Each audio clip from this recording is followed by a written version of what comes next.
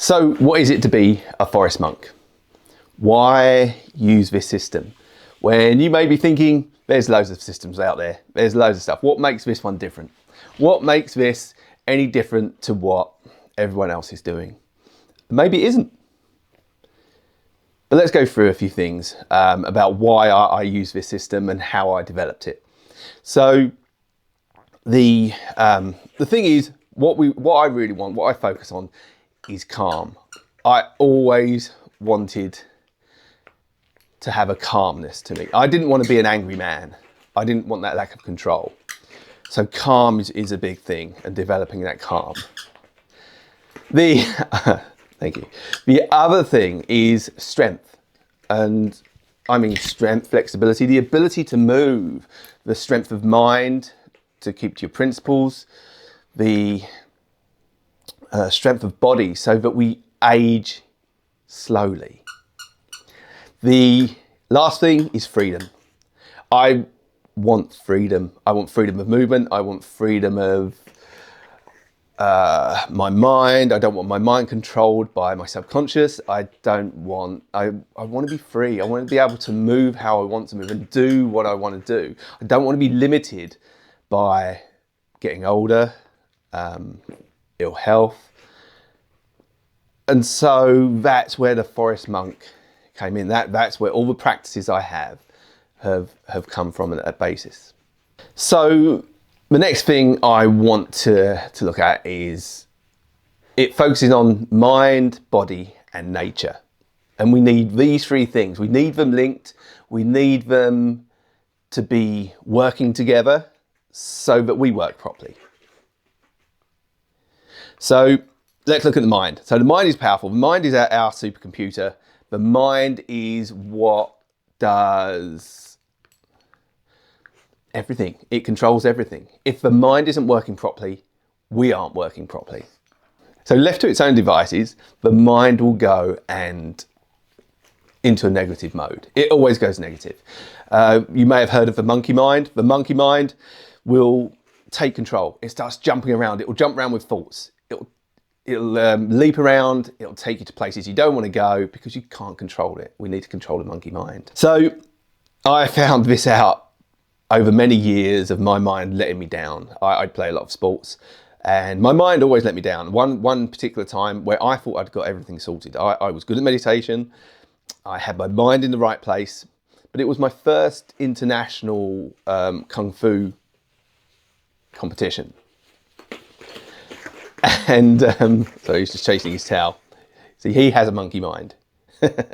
So my first international Kung Fu competition, I was doing Taolu forms and I thought I was okay. But then my instructor threw at me the day before the competition that I was going into a higher category where I was training against people. I'd been training for about 2 years at the time, 2 to 3 years. And I was going to be competing against people of 20 years, been training for 20 years. So I thought, no, I can do this. I can do this. I meditated. I got into the right place.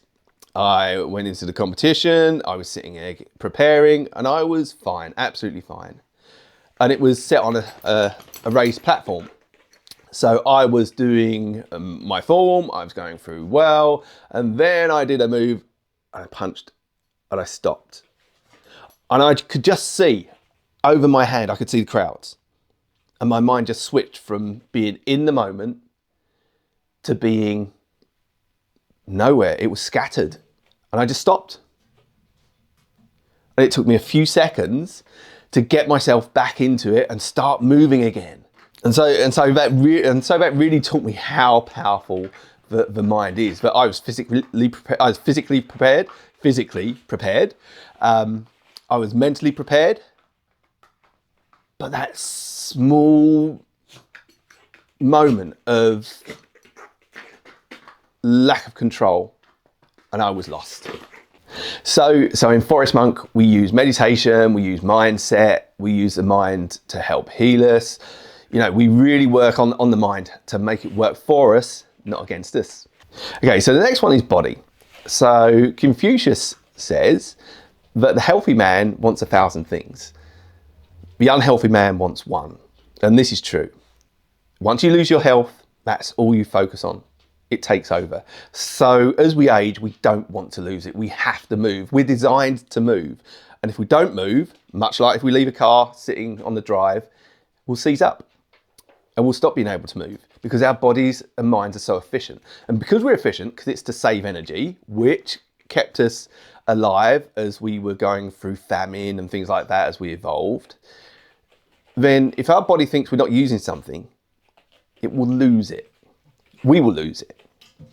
So with the forest monk, it's about movement. It's about us moving more than we would, so we get a greater range of motion. We're more flexible, we're stronger, we've got stronger joints, we've got stronger tendons, we've got stronger muscles, we've got more flexible joints, flexible muscles. And we do this by dynamic and static flexibility and strength work, which do different things, all based off of Chinese martial arts, Shaolin and Tai Chi and yoga, which I've trained in all of those over decades. But also modern ideas of flexibility, because there's lots of science behind it now. And so it's about movement, it's about mobility. And so the last one is nature. So why nature? And I think I don't see enough of this in everything we do. Because if you look at now, everything we do is indoors. We are separated from nature. And when you consider the benefits that nature gives us, then this is a pretty silly thing to do. So we live in cities, or most of us live in cities. And unfortunately, when we live in cities, then we're going to find that we're indoors a lot, we lose connection, we don't get natural light, we don't get out and walk in nature as often, we don't have as many plants or trees around, and that's not good for us. Now that we have things like forest bathing and silvotherapy, they've proven how beneficial nature is.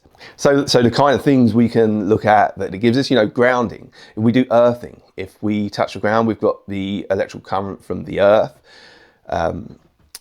which stabilizes the free radicals in the body. We've got the chemicals that are given off by trees and plants and the earth that have proven to calm us. Obviously we have oxygen, so cleaner oxygen. We get away from electrical devices and things like that. Even things like birdsong. Birdsong, has been shown to have a healing property. Nature heals us. And so if we can link that with our movement and our mind, then we have a basis for a healthy life.